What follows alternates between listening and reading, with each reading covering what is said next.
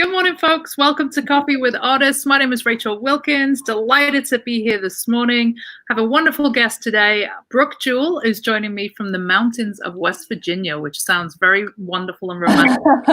It does. It is sometimes. It sounds dreamy. And you were just telling me before we jumped on air that you have, your own studio up there. It was kind of one of the reasons why you and your husband decided to buy a place up there. How does it feel to have your own studio space? It's amazing. I've never had this much space before. When I was studying in college, we were always in tiny little 500 square foot apartments. So to have an actual room that's just dedicated to my space and it can be as messy as I want is very glorious. I do not have that today. I've had it at various points in my life. Today, it's kind of the junk room / studio. I've been there. Yes. A cat litter box room. Yes. It's a little miserable. It's a multifunction, Now what I've done, which my wife is, I think, sometimes painful for her, but I put pieces up on the wall and I create like wherever in the house, and I cannot do it without making a mess. So there's no spots everywhere. We had one of the cats ran through a painting the other day, so we had to clean him. So yeah. I remember that from college. We had cats illegally in our apartment, and I had one that stepped right on a painting, and his paw print was on a table for years that I couldn't get off. That's amazing. It's funny because he literally ran through it for like what seemed like a split second, yet he had it on every paw, on his tail, his back somehow. So, and it took us about an hour to get the paint off. So they're agile. The things we do with regards, right? Yes, it's true. Do you have something good in your cup this morning? What do we? I do. What's your beverage of choice? It's intense. It's a quad shot Americano. Yeah, for my husband and I just had an anniversary, so we bought ourselves an espresso machine. Very nice. My 7-year-old daughter is the barista of the house. So, just a side note, Brooke has the best kids ever. Oh. Seriously, I've had the pleasure of meeting her children at our show out in Charlotte, and played a lot of basketball with her daughter. Amazing kids. So, thank you. Speaking about children, you are homeschooling right now. Everybody's home. How is that experience going? We just finished this week is our first week of summer, but it was rough, and especially at the beginning. I have, just being an artist, I have this compulsion to be alone. I think I'm finding the more artists I meet, the more of them are like me.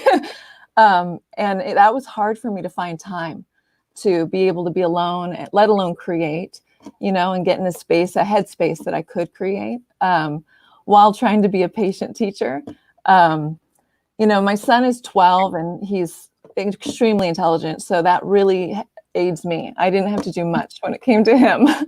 But my 7-year-old is wild, and you've met her, and she's full of every opinion in the world. And so it was interesting for me to try to teach her, and have a more respect than I did before for her teachers. I've been hearing that a lot. It's a lot to ask, right? First of all, we're going through this really traumatic experience for a lot of people. Then, several people have to run their own business, or their own jobs, their own art business, whilst also trying to be a teacher. It was a lot. I know. I don't know. It's a tough one because like every coin, it has two sides. I had some really beautiful moments having my kids just not have to rush in the morning. Us to have the morning slow was really lovely. Being there to help my daughter, she struggles a little with reading, and just having that one-on-one time with her, she really blossomed, which for me was just so good to see, And for my son, he's struggled over the last couple of years with bullying. And so him being able to step away from that and just us focus on him was, it was just great. He flourished as well. So I think, it was hard for me, but looking back, I would do it again if I had to, because I think they benefited from it. There's definitely some beautiful stories that have come out of, this really tragic moment, unfortunately. That's true. But Sorry, there's all kinds of chaos happening here. Sorry. We were just talking before we jumped online about, the work from home. My wife is a lawyer, and so we're trying to share the space of a small, apartment. It's so hard. Between Zoom calls, was in court this morning on a Zoom call, and I'm doing the live session. So there's a lot of juggling happening, but it is a beautiful thing to be able to get the gift of time with your people. So it's true, isn't it? We don't realize how much we miss it. Yeah, I'm really sorry. That's all right. You're fine. Okay. Hi, Jen. I love you. Yeah. I love you. So, we're going to get into art stuff, but I think it's important that we talk about this moment, especially because you are married to somebody who is in the medical profession. Yeah. Tell us a little bit about that experience and how, some of the fears that happened around, this experience we're going through. Well, it was, and I have to preface, we're in West Virginia, and so we've really been removed from a lot of the big cities like New York and the Bay Area and LA that have really been hit hard. We've been really blessed to be in the mountains, literally. So I haven't had the fear that a lot of people, I'm sure, have had as much more than I have had. But at the beginning, it was scary. We didn't know what we were dealing with.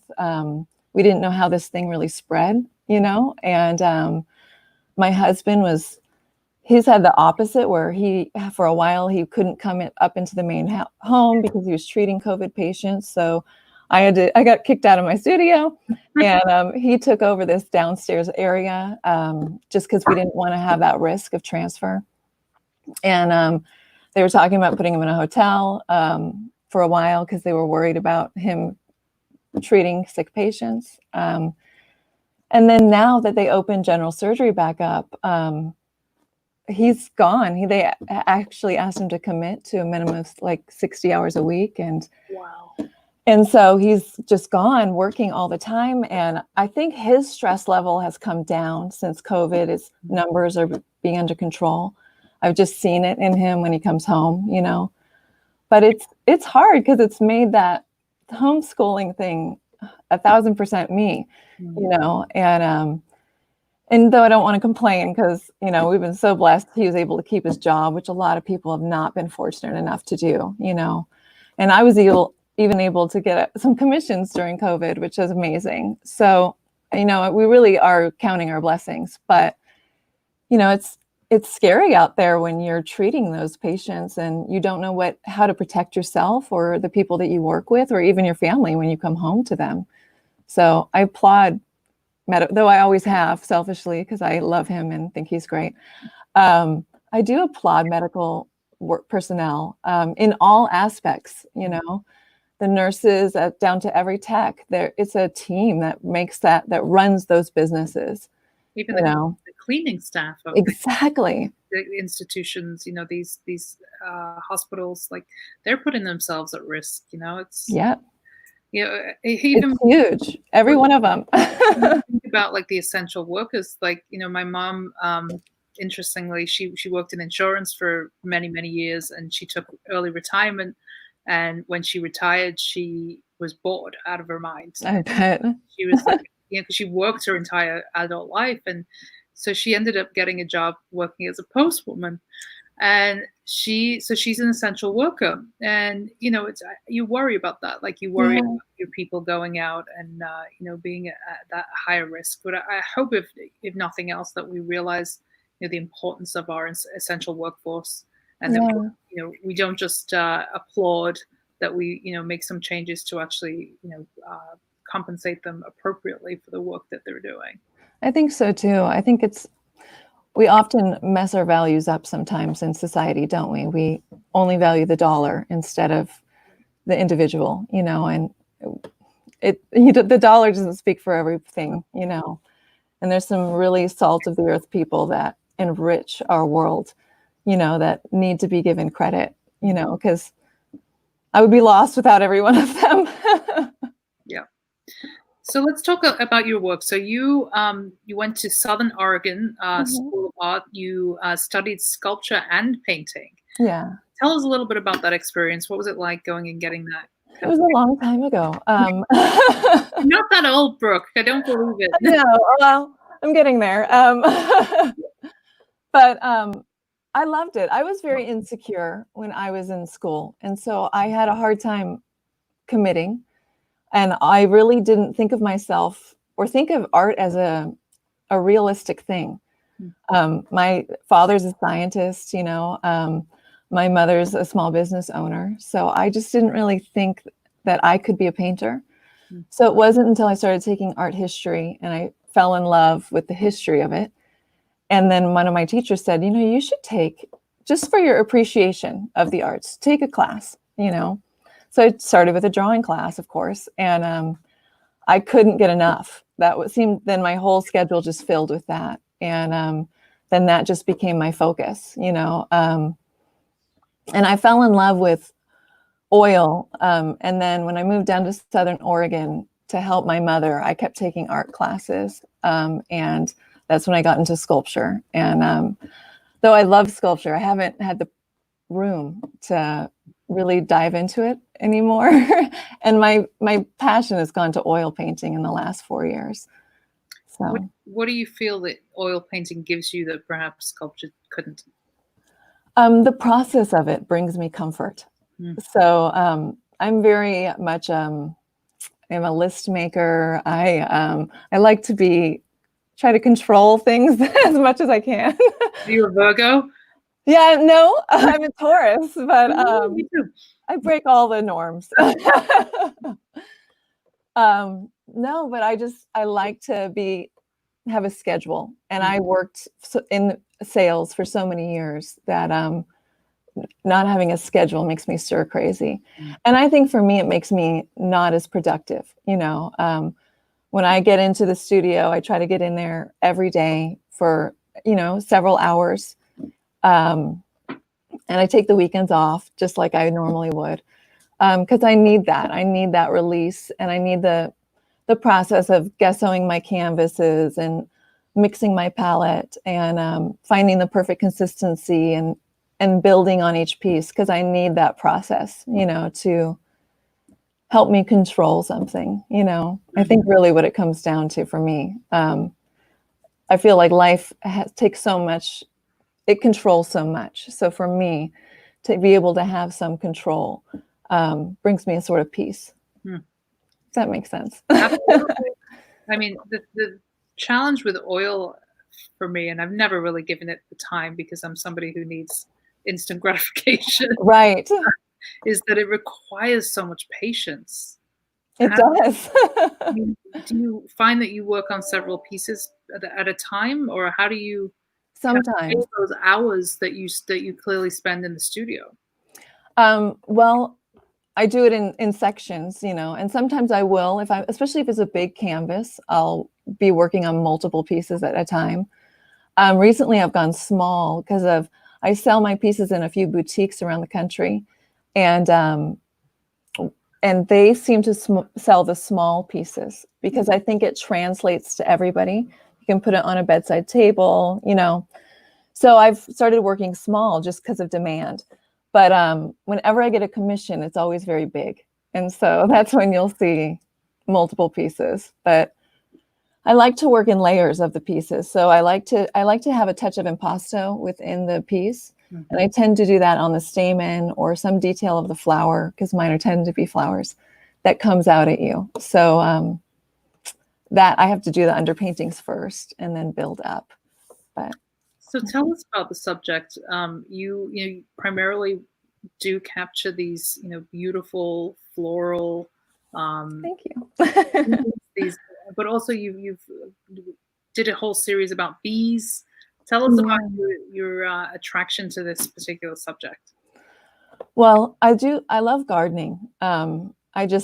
It's something that my husband and I have always done together, kind of in our time off. And so, I find myself at a lot of nurseries and surrounded by flowers, and I find myself in the dirt a lot. And with that comes the bugs and the wildlife that are around it. So I do like to draw from that, from just my experiences, But the focus where I like to get really close to the subject, so I don't tend to do a lot of still lifes. They tend to be more macro, is really just developed in the last probably 3 years, where I like what it does to you, the viewer. It slows you down and it makes you go, wait a minute, what is that? Like, you're familiar with maybe the color or the wave of petals because they're all so unique, but you're not quite sure that you can identify it. So it makes people linger. And I like that because I feel like I need to slow down in life. And so if I could make somebody else slow down and just pause for a moment, and then I've accomplished my goal, you know?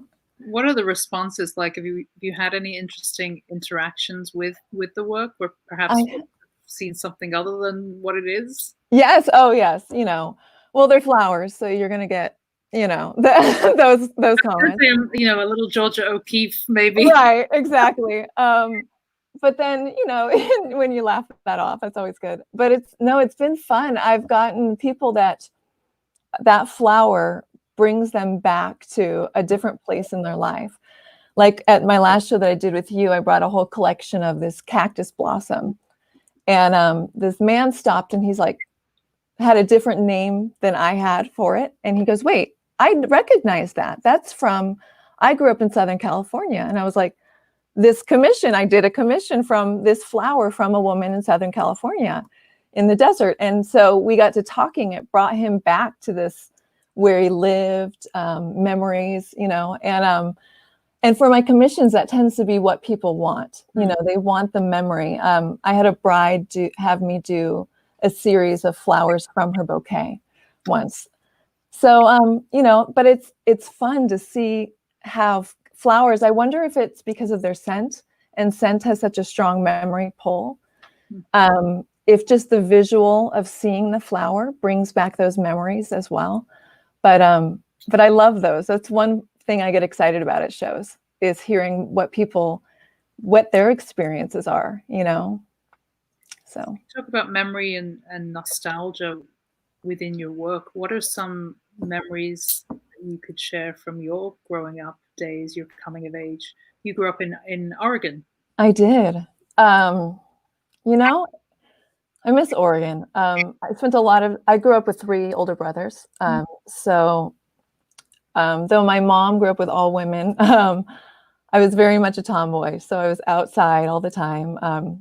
Broke my collarbone at 13 with my brother skateboarding. So, we were outside a lot. And I had fond, sweet memories of lakes and rivers, particularly rivers. We would raft a lot. Where we lived was a really, really nice river that people came and did kayaking and rafting. So I grew up doing that. And I think it definitely gives me appreciation. When I'm in the wilderness, like West Virginia or Oregon, or really any state, you can find the wilderness. The Japanese have a word for it. I wish I could pull it out of my brain, but it's called forest bathing is the translation.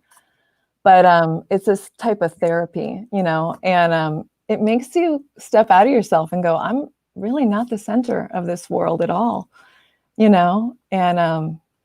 I think that's a good place for me to go back to, in the chaos of it all. So, as you were sharing that, I was thinking about, I'm coming up on 40. I'm sure we're around the same me too. age group. And, when we grew up, the pre-cell phone days of being a kid, and I would go out on my bike, and it was just come home before dark, and that was that. Yes. Probably as young as 12 doing that, and that would go miles, even though my parents were like, don't go beyond this point. We were gone. Forget it. Do you think that kids today are missing out on this big world of experience that we had, because we, as people living in this age, have access to too much information and our fears are heightened? And do you think they miss out, or do you think they gain in other areas? That's a tough one. I think I tend not to be a nostalgic person. Yeah, it's funny. My husband is the nostalgia person in this. I don't know if they're missing out. I think we might have been ignorant too a lot that was going on, even though, you know, and I tend not to be a truster of people. Mm-hmm. So I keep my kids close, and I don't think they're missing out in per se, but I think that they do grow up slower. Mm. And I think they're, I think you almost have to educate, well, for my kids at least, I need to almost find myself needing to educate them that people, they're not everybody's out to do good for you. And that's unfortunate. You know, my son is very black and white, so he doesn't understand why, like, Black Lives Matter, what's going on right now. Finally, we're having some movement, I hope. I had that conversation with him recently, you know, and his response was so interesting to me. He was angry that this was happening. He was just like, this is so blatantly wrong. How is this something that's even a discussion, I guess? And that was shocking to me because maybe I'm more aware, you know, unfortunately. But so I don't know. I don't know what they're missing out on. I think in a way it makes us have more power to educate them on some bigger issues, you know. I don't know. Did that answer your question? Yeah, no. I'm just glad to hear that your kids are angry about it because it, you know, from the mouths of babes, right? You know, oh, that's the truth, right? Speaks the truth, right? That they can see this as it's a learned behavior. Racism is a learned behavior. We're not inherently born. No, right. So, you know, it has no, when you see that, when you see children play. Right, right. We lived in Memphis for a few years, and there was a much more diverse population there, which I love, and I miss that part. But I never saw my children hesitate based on a person's skin color. Mm-hmm. And I never saw them receive that type of treatment either. So it is absolutely, I'm 100% with you. It's a made thing, and it's ugly. Oh my gosh, that would be made. Mm-hmm. And I was happy that he was mad. That's such a proper response, right? Yeah. I was just kind of like, I feel like I just need to be educated more. So I feel like I'm reading everything I can, you know, but me too. That's me in life. I feel like there's so much I have to learn still. So when you approach your work, do you draw from actual imagery? Do you take photographs for reference? Do you work from several pictures? How does that process look? Yeah, both. So if it's from my garden, I like to have the living object in, but because they fade quickly and I paint slowly, I take a lot of photographs, and then I usually work from a sketch. So I do a series of sketches before I find just the right view, you know, that I want on the canvas, and then I start mixing the paint. And that's funny for me because that changes based on my emotions. So I'm not always striving to match my palette to the living flower or the picture of it. I often tend to be really emotional in the color choosing. So, which is something I just recently noticed about myself. So I like that you don't go for the conventional kind of pastel palette that you think of when you think of floral. Yeah. Like there's a lot of black. There's a lot of it's my favorite color, which is weird. But yeah, I got mocked when I was in fashion for years doing that, like being a buyer. It was like always, does it come in black?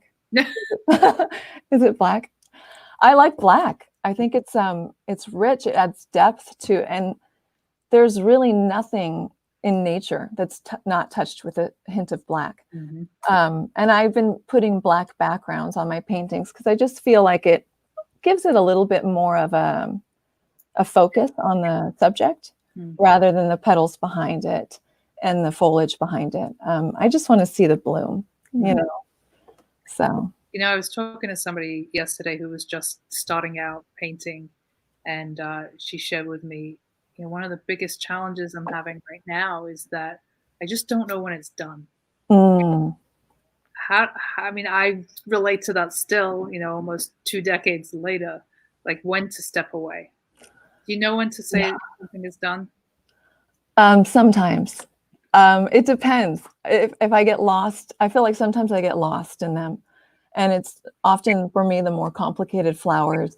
I recently just did an iris it was fun. I'm the creepy neighbor. So I sneak into people's yards when I see a flower that's amazing. And my neighbors were on their back patio and they didn't see me on their side yard because they had all these irises pop up and I just noticed them. So I opened the iris, like, you know how the petals kind of fold over the top of the irises. So I pulled them open just because I wanted to see, and I had my camera there quickly. And the details just rushed at me. Like, we just don't look at that part of the iris. And so that painting I spent a lot of time on. I couldn't be done with it because there was just so many creases in the petals and so many shadows that I couldn't stop until my paint started to set up, because I do my underpaintings and the petals wet. So I try to paint and do all the shadowing of each petal and work in a circular manner around the canvas. So that way I can finish at least one petal and the next day I'll move to the next. But I mean, I was like on one petal for so long, like a week almost. I was like, okay, my paint's setting up. Now I have to move on. How do you keep yourself challenged in the studio? Especially when you're working in a very, you're very subject orientated on one particular topic. How do you stay challenged? Well, I try to do, I buy people's books. Like right now I'm working through a book. It's actually with a little Facebook group of, most of them are non-artists, but it's really fun. Here, I even have it right here because I'm such a slob. But it's Art Starts with a Line, and she's working you through just more illustration, which is something I don't work on. So I try to find a venue that I'm not working on. So maybe not oil. I started working with watercolors for fun. I like to do snail mail. So I started painting my envelopes before I'd mail them out, cards out and things like that. So I tried it, and I just try to follow other artists. For me, it's like I need to get out of my world and see that what other people are creating and how they approach flowers or approach life. And then emotionally, when I'm just at a loss, I tend to just do a totally new subject. So during COVID, I started my husband sent me a text saying of a picture of streets of Paris, a place that we had been before, and it was just empty. And I was like so impacted by that. Like, when we were there, it was always busy. There's always people there. And so I just started painting the streets of Paris with no people on them. And because that was just where I was at, And then I ran out of subject material in the winter and I did farm eggs. So I'll do whatever I can find around me in order to break things up occasionally. So. Is painting a joyful or cathartic experience for you, or is it a mix of everything? I think it's just a part of me almost.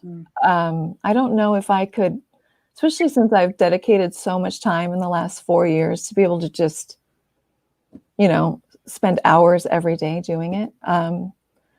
It feels like when I don't have it, I am lacking. I'm either not as available to my children, when I haven't had that time to create. I'm distracted. So I think it helps me focus. And I think it has to be cathartic. I'm like every other woman in the world. I've got a history and I have pain. And it helps you work through that, for me at least. And to, like I told you, to make sense of the chaos. So to be very focused on a macro image of a flower, it brings me peace to work through it. How about for you? What is it? Do you feel that it's cathartic? Yeah, it's been so many different things over the time. It's been escape, for sure. Yeah. It's been definitely therapy. and a lot of joy. But for a long time, I abandoned it because I thought that I had to be in a certain state of mind to Mm. come up with something that was of quality. And it took me a while to get back and That realize, is a hard one. yeah, I had to find a place where I could be comfortable approaching it from a place where I was content. Mm. I always thought I had to be troubled or going through some kind of angst to express myself well. Oh, interesting. Yes. So, today I don't need to put myself into that situation to Right. express. But it can be a variety of things. It's true. My burden that I always come back to the sales. I don't know if it's because both my parents were small business owners. I get caught up in the money of being like, oh, I need to make this amount of money in order to be successful, or I need to be in this type of a scene or a gallery. And I lose the joy when I get hung up there. When I'm just creating because of the joy or the pain that you're working through or whatever personal situation, or if it's just the habit to get out in there and create something. You need to, I need to step back and stop worrying about the practical because I tend to be too focused on that. I need to lose myself in it. It's hard though when you are running an art business, right? It Because you is. have to think like a salesperson. You do have to think like a marketer. And I am often curious, in these conversations, do you let the feedback that you receive guide your creative decisions? Mm. Well, I'm very stubborn, so I don't I don't always listen if I don't like it, but I do try to come back to it, and try to evaluate, is that something like, my own mom, who I'm terrible at taking criticism from, had said to me, "You should start making gift cards from your paintings because they're just so fun, and I really like them." And I was like, "That's ridiculous. Like, I only paint," and it was about a year before I revisited that suggestion. And now that's like one of my big things that I sell in these little stores is, not always original paintings, but packs of gift cards because it's something people can relate to and still support an artist with. So I try. I did get mad at one show I did a year ago. Somebody told me, "You're kind of cliche. You look like Georgia O'Keeffe." And I was like, "Okay." And then at the end of the show, I'm like telling my husband all about it. And he's like, "Babe, she thinks you look like Georgia O'Keeffe." He's like, "Who cares if she thinks you're cliche? That's awesome." And I'm like, "Yeah, okay, you're right. I need to get out of my head." Like sometimes you need to hear what people are saying. And even if they're not saying it nice, take the good part. Like, Right. you know, And so, it there's the big girl on the couch. and it says a lot more about them than it does about you, right? Right. I know. I could never say something like, man, going to a show is nerve-wracking and it's exciting and it's a whole ball of emotions. But the more you do it, the more it's just exciting. And you realize like, oh, you know what? We're all in this together. And the most beautiful thing I love about art is nobody does it exactly like you. And you can't do it exactly like anybody else. We are all so unique in our creations that there's no need for this ugly competition. We can literally, we're in like a field where we can support one another wholeheartedly without any need for competition. And that's really rare. You don't find that in a lot of different venues. So I like it. I like it too. And I feel like we've got away from that recently. And I don't really know why that is, because you would think with more access to more information, we would unite as a community of artists. But I absolutely agree. There is room for everybody because nobody does create exactly like you. It's true.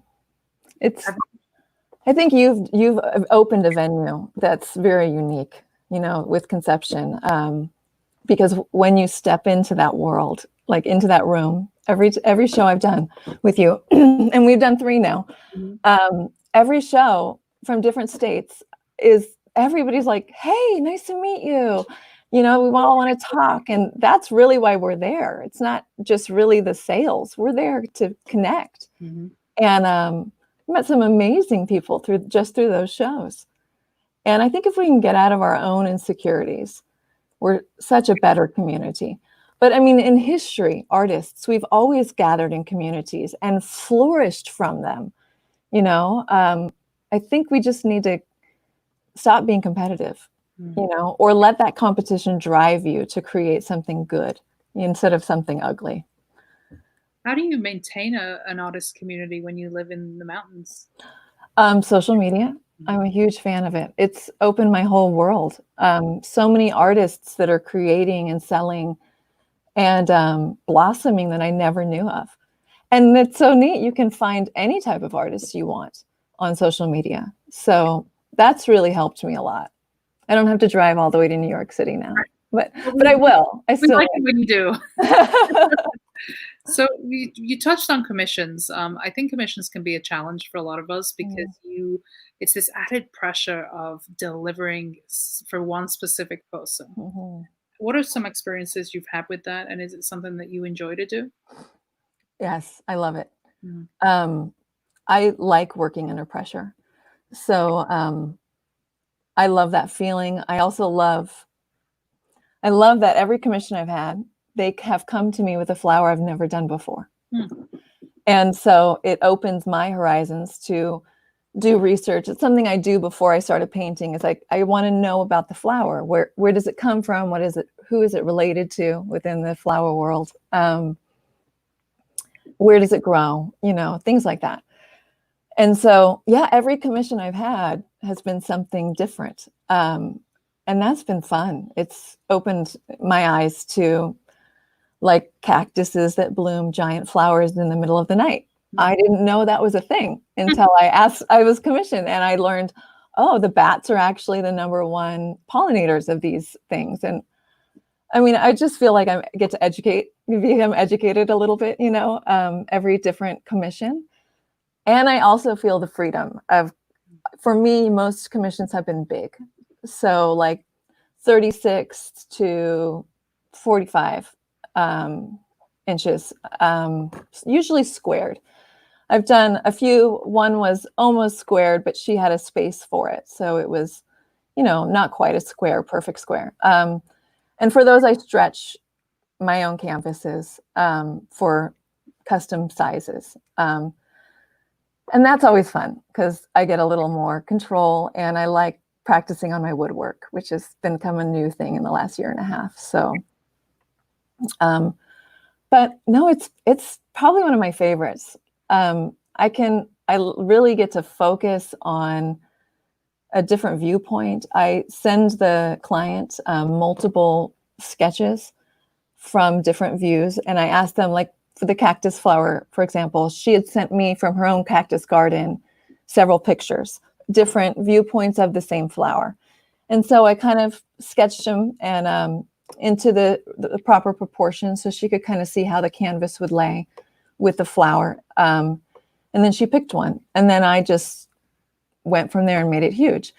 But that was fun, I had another one where somebody asked me to do my she bee, but bigger, which was one of my first paintings that was published in a little newspaper. I'm a huge bee fan, so I kind of think that, they're amazing, and it's a female-run business, and I think they need a lot of support.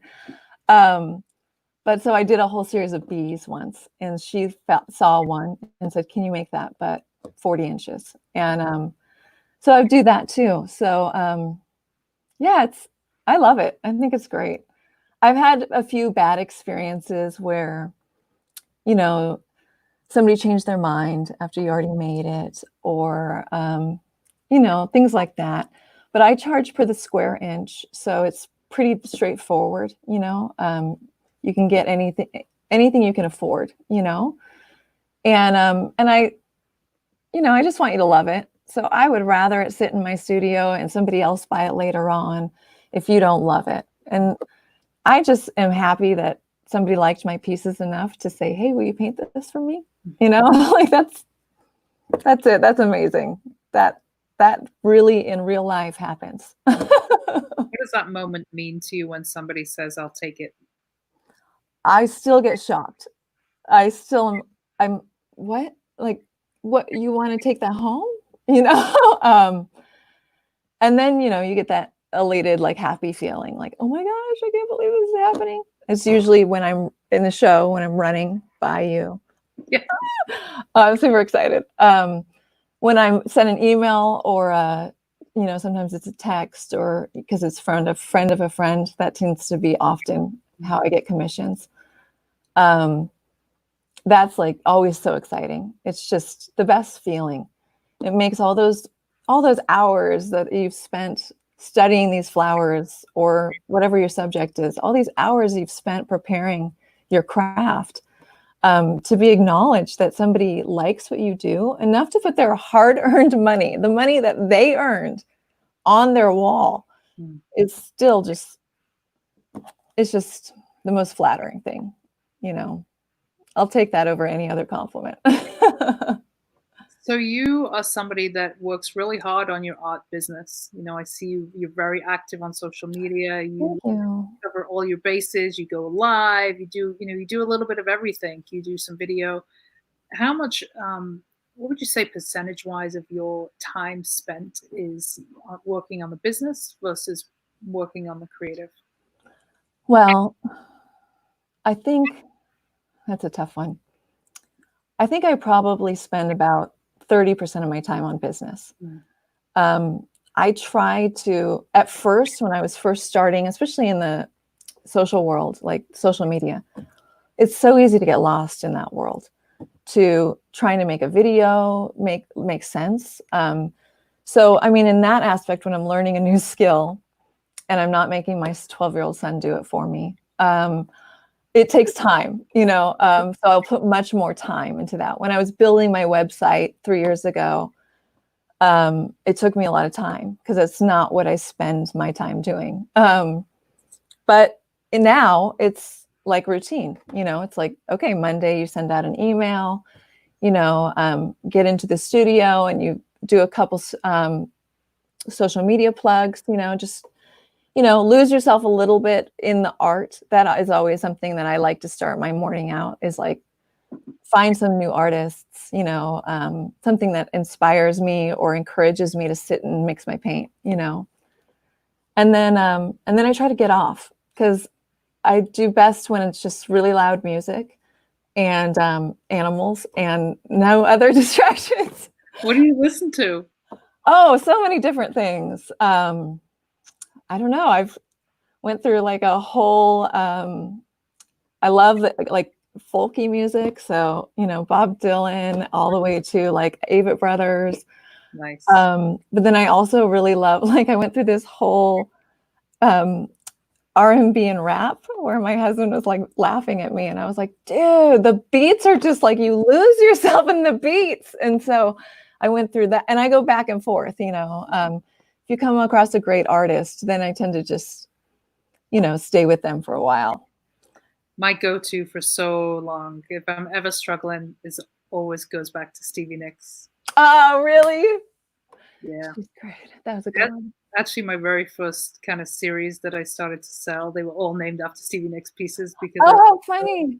Consumed listening to her and just found her to be so inspiring. Oh, she is. Absolutely. It's funny. I was listening all last week to Nina Simone. And I was just like, oh my gosh, the fact that, you know, so many of her songs are so right now, as well as just her soul just makes me melt, you know. So I do love jazz and you know, all of that. I love all music. It's really hard to say that there's a type of music that I don't like.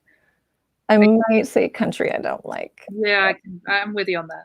Okay, good. I was still trying not to be offensive. I'm open to suggestions, but I am in West Virginia, so I gotta tread lightly. But are are you artistically inclined in any other area? Are you musical? Are you Well, tall? I I love to bake. So that I find food to be very artistic. I love the balance of flavors. Mhm. But I was musical. I haven't been musical for many years. I mean, other than my children and playing piano and then making me start to play piano again. But when I was younger, my brothers and I were in a band, and we used to do little concerts around our tiny town in Oregon. That's amazing. So yeah, What type of good music? nugget.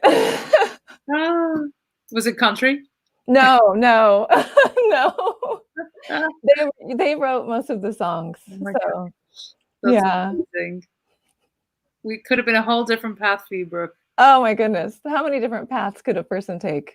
You know? Oh, that's amazing. How would you say that your creative practice has evolved over time? I know you left it for Mhm. some time. You worked as a buyer, with Mhm. uh, for a boutique, right? Yeah, a women's boutique. Yeah. So when you returned, after that, and you've been very active in these last 4 years, how would you say it's evolved your approach, your practice? I think I've become more habitual in my practice. At first I floundered with, I'd work one day for 6 hours straight on one painting and then not go into the studio again for another week. And then there was a sculpturist that, or sculptor, how do you say that? It's a PC. Yeah. But she had said that every day, an artist, you need to work. You need to, whether it's at midnight, you need to work every day. And her ending was because either you're a professional or you're not. And that was something I so badly, I think being a professional as a buyer for so many years, I wanted to maintain being a professional. And I didn't want that viewpoint of I'm an artist and people go like, oh, yeah, she's one of those. I wanted to be taken seriously. And I think also I wanted to be serious about it. I didn't want it to be, not that there's anything wrong with having hobbies. I think they're amazing. And for many people, art is that, and it's therapeutic and a beautiful thing. But for me, I wanted it to be my all, I wanted that to be my dedication. It's second only really to motherhood. That's what I wanted. I wanted my focus to be there. So for me, I had to do it Monday through Friday. When the kids were in school, so much easier because, take them to school and then I would go straight into my studio and I would be there until pickup.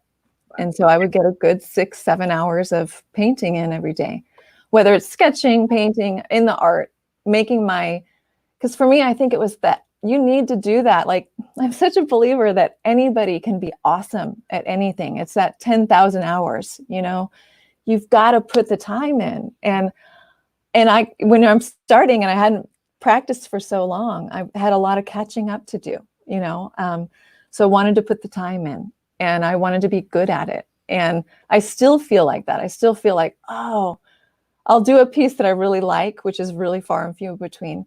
And I go, I'm getting it.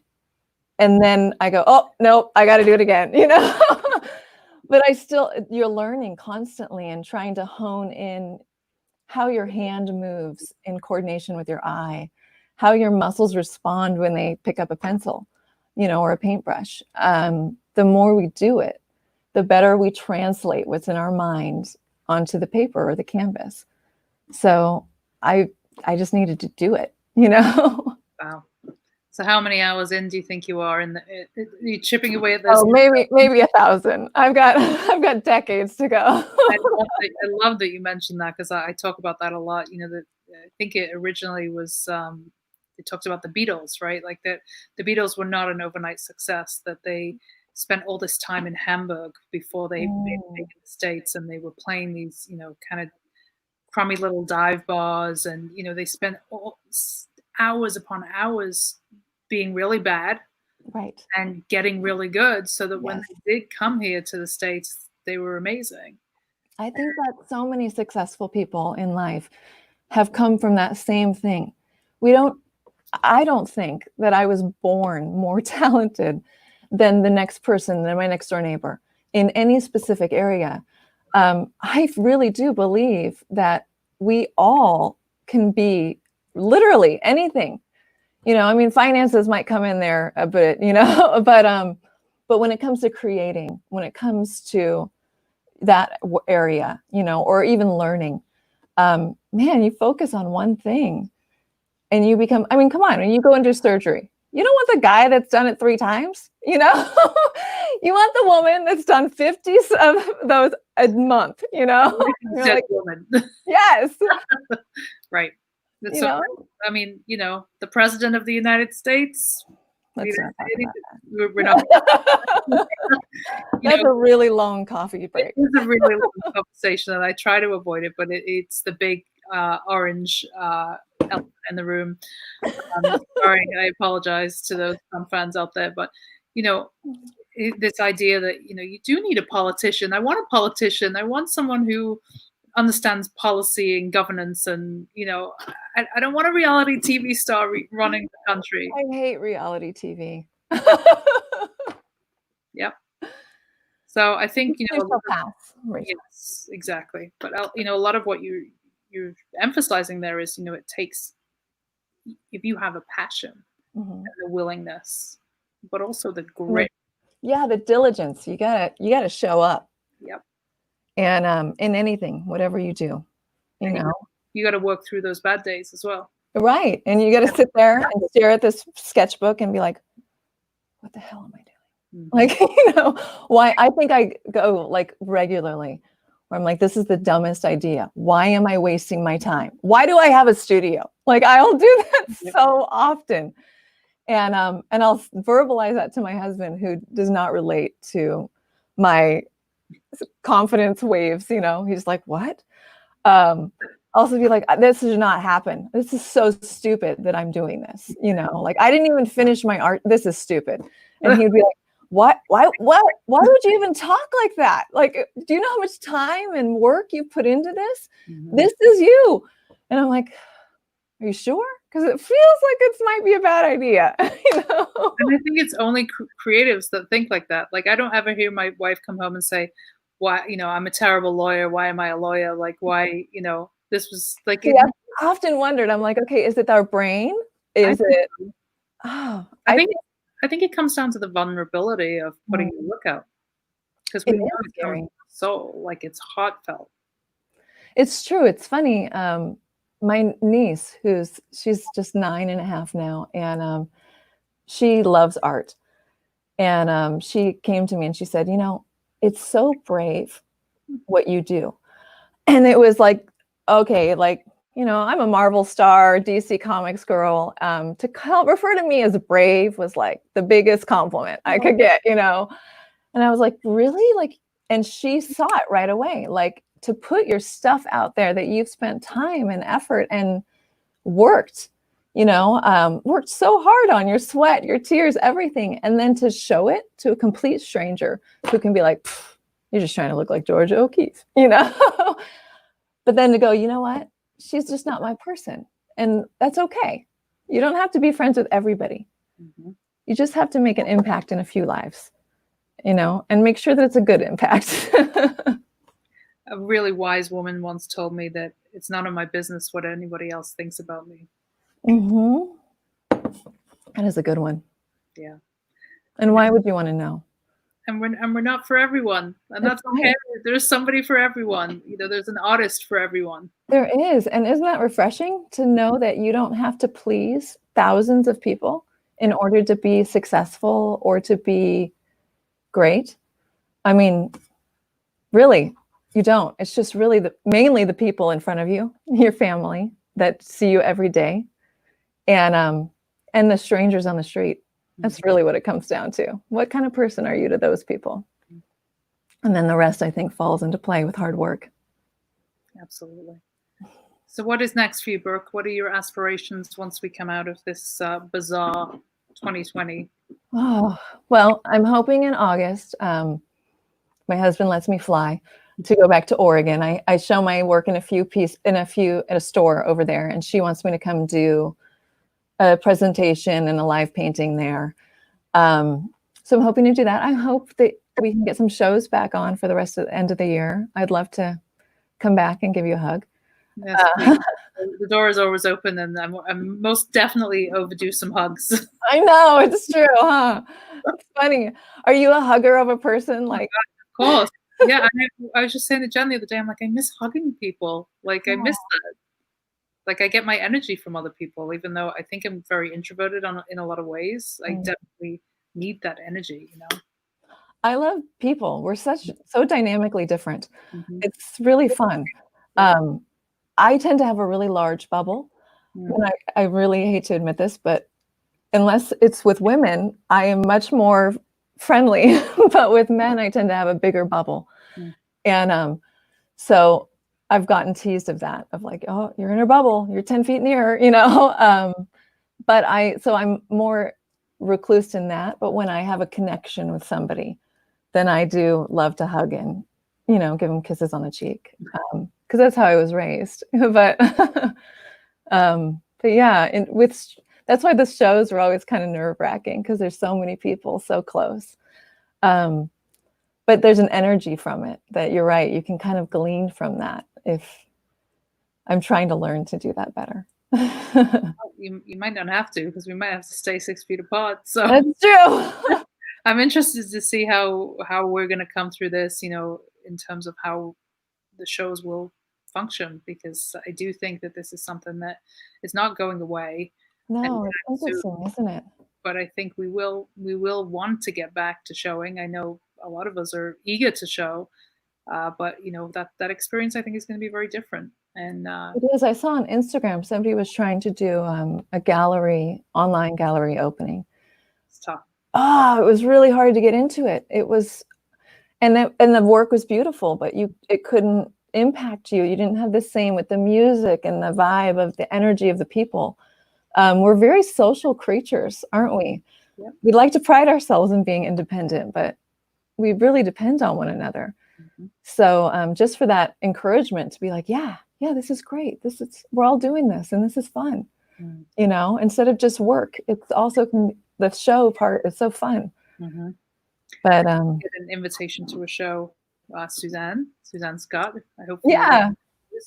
We're going to go to an opening together, but it is they've structured the time, so there's like time slots when you. I was wondering. Yeah, I was following her on that. I was wondering how they were going to do that. Yeah, and I think that's smart. I ultimately imagine that's what we will do with conception shows. The interesting part is going to be trying to kick people out who have gone past their time. Get out! You're done. That's true. How do you do that? Yeah, artists. Do you have to lessen the amount of artists that you have? Some venues will have to, because the venue's so small. New York is one that we could not put 40 artists and a gazillion hundred people in there.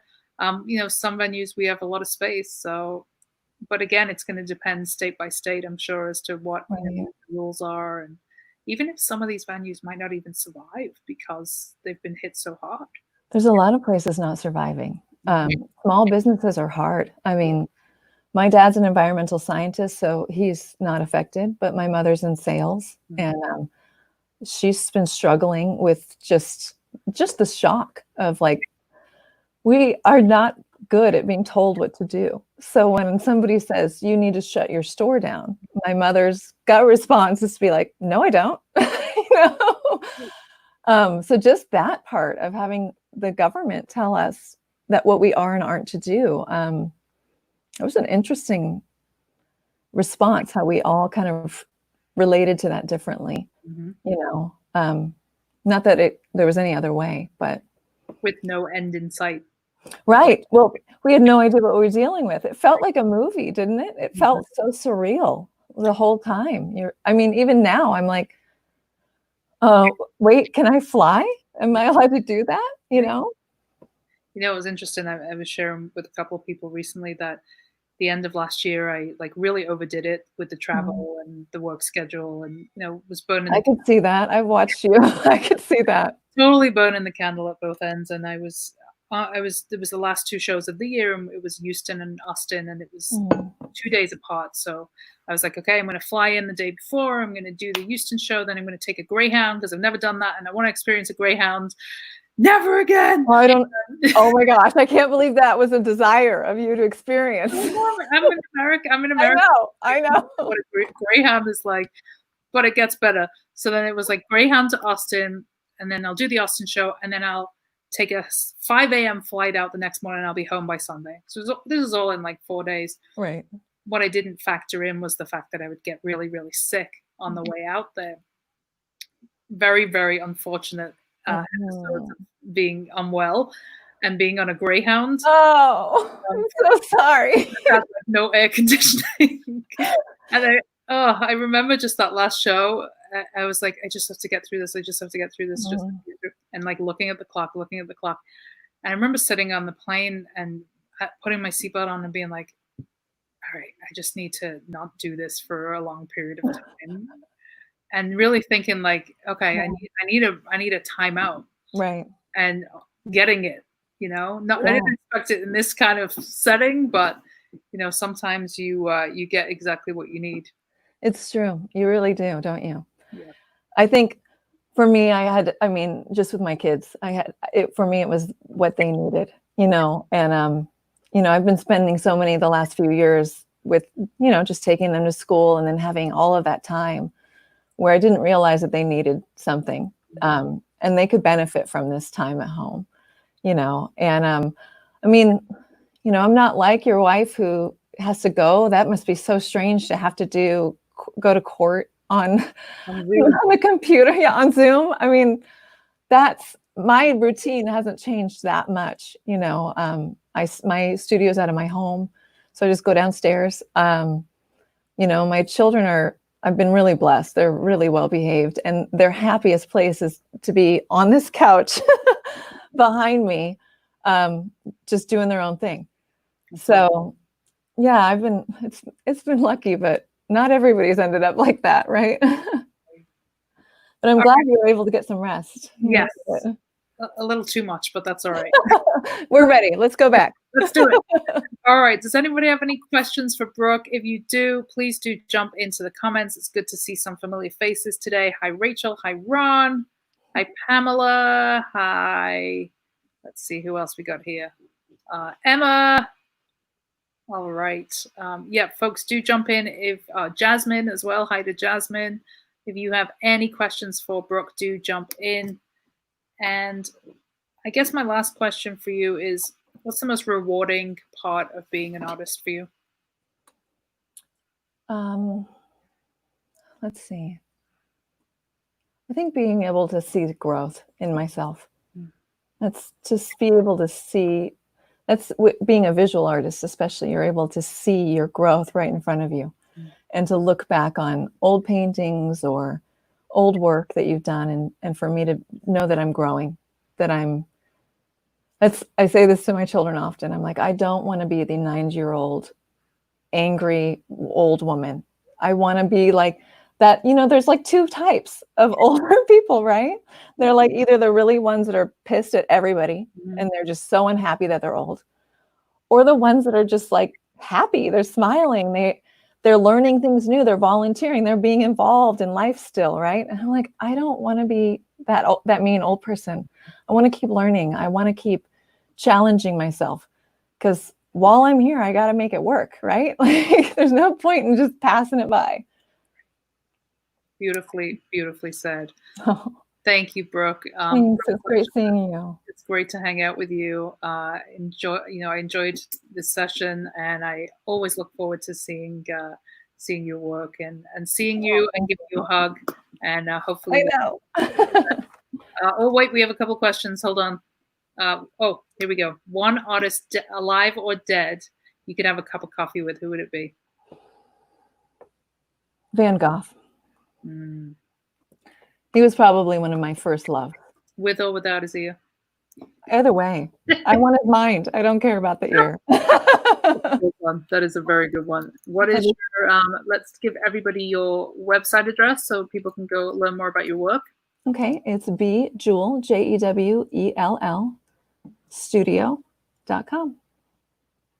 Fantastic. All right, folks, go check out Brooke's amazing work. I'm putting it onto the screen right now so you can go check out her website. Brooke, we look forward to keeping up with you. Thank you again for everything. It was great having you on the show this morning. It was great talking with you, Rachel. All right, folks, we'll be back tomorrow for Coffee with Artists. Same time, same place. That is our show for today. Thanks, folks. Bye.